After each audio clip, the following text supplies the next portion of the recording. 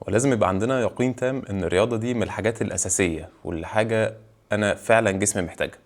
ولازم نربي اولادنا على الكلام ده، ان الرياضة دي شيء اساسي في حياتك وشيء اساسي في يومك. للأسف العادات والتقاليد بتاعتنا بتأثر علينا كتير، فاحنا دايما بنشوف ان الرياضة دي شكلين: يا اما حاجة فيها دلع ومرقعة وان هو لا شوف ده رايح يتمرن وسايب اللي وراه، وشوف دي رايحة بتعمل ايه وسايبة بيتها ومهتمية بجسمها، شوف ده كبير بس لسه مهتم بشكله.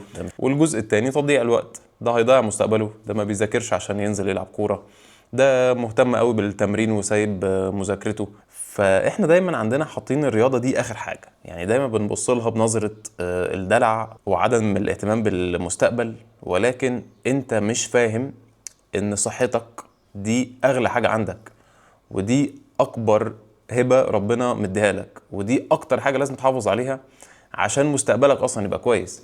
انت مش هتعرف الكلام ده غير لما تكبر، او غير لو لا قدر الله حصل لك مشكلة.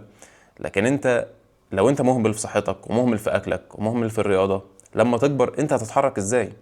انت مفاصلك هتبقى كويسه ازاي؟ عضلاتك هتبقى كويسه ازاي؟ حاجات كتير قوي ممكن تستمتع بيها في حياتك هتفوتك لو انت صحتك مش كويسه. ولازم تعلم ده لاولادك وتفهمهم ان دي حاجه يوميه مهمه جدا لازم يتعودوا عليها. ولازم انت كمان تبتدي تغير من نفسك لو ده مش الاسلوب الحياه بتاعك.